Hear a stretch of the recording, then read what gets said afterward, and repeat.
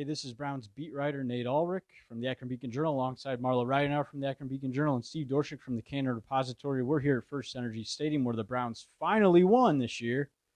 They won their first home game 19-16 over the Buffalo Bills, snapping a 4-game losing streak. And we're going to go over 3 topics real quick. Steve, do you want to start us off? What do you have in mind? I'll steal from my own story that I'm working on after going down to the locker room, and that is, now you see him, now you don't. Now you see him, now you win. I'm talking about Kareem Hunt.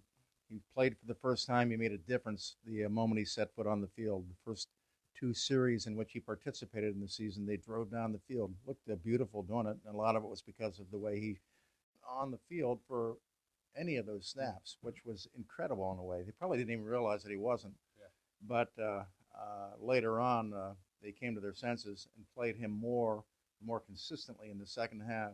And finally, when they had to score a touchdown or have their season just completely implode and the whole county be in an uproar, he's back on the field. He was a key man influencing a touchdown drive that saved the season. Yeah, I got it right here. Hunt, 4 carries for 30 yards. That's a 7.5 average. And 7 catches on 9 targets for 44 yards. Here's the most amazing thing to me about Hunt. It had been nearly a year since he played in a real NFL game. And I know he's really talented, but that takes a lot to come in here and not look rusty after he was away from the Browns for a long time during his suspension. He had sports hernia surgery in August, had to rehab on his own for a good chunk of the time. And he just comes back in here and he looks like one of the best players on the field instantly. I was really impressed because we've seen other talented guys like Antonio Callaway come back from a 4-game suspension, doesn't know what the hell he's doing, has a disastrous return in San Francisco in that 31-3 loss earlier this season. So Hunt, it was like a seamless transition. He fit right in. Do you have any takeaways on Hunt you want to go over, Marla? We can move on. Okay, well, let's go to your second down, your topic.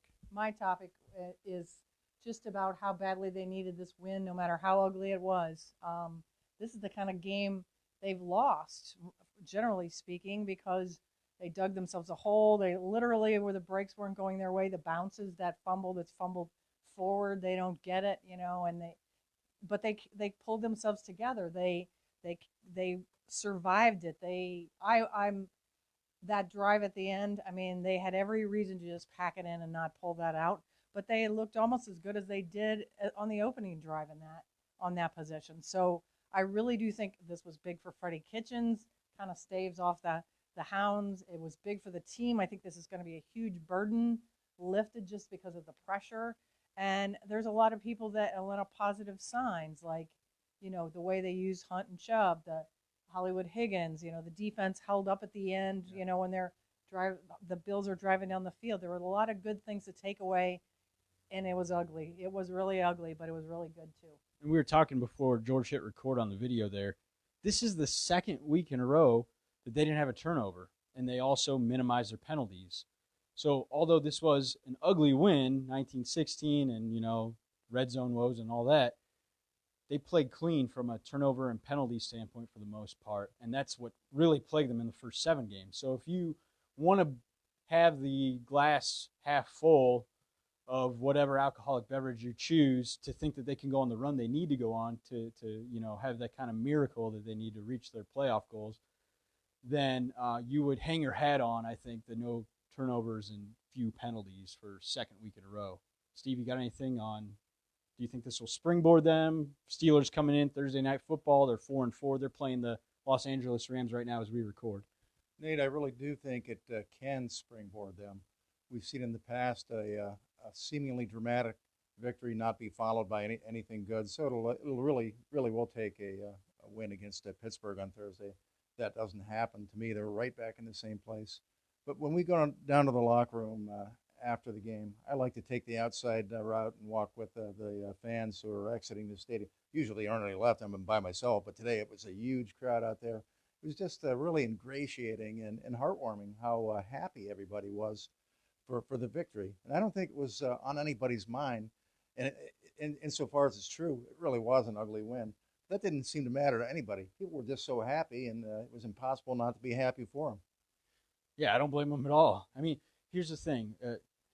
History says at 3-6, there is a small, small, small chance one team since divisional alignment in 2002 has gone 3-6 and then gone on to make the playoffs. It was Washington in 2012. They won their last 7 games to finish 10-6. So we'll see. This team certainly is talented, and if they clean up the things that have plagued them, who knows? The red zone still is an issue, though, and that's really what I'm going to focus on my third down here. They went 1 for 5 in Denver in the red zone, and that's really what haunted them. Even though they played turnover-free and minimized penalties, 1 for 5 in the red zone killed them in that 24-19 loss. And then here, you alluded to, you mentioned it, you talked about it, getting stuff down there at the goal line late in the first quarter, despite 7 plays from the 1 and an 8th play from the 2, because 2 pass interference penalties on Odell Beckham Jr. gave them extra chances. And they came away with nothing, and then they had to settle for a field goal. Actually, they were going to go for it on 4th down. Then Chris Hubbard false started, and Freddie Kitchens then kicked the field goal, and they got the 3 out of it, which actually did turn out to be a blessing in disguise in the end, the way the final score shook out and everything. But I just think it shows the resiliency of Baker Mayfield and the offense. When they started that final drive with 5:21 left, they went down the field to get in the red zone, and he finds Rashard Higgins open for a 7-yard touchdown pass.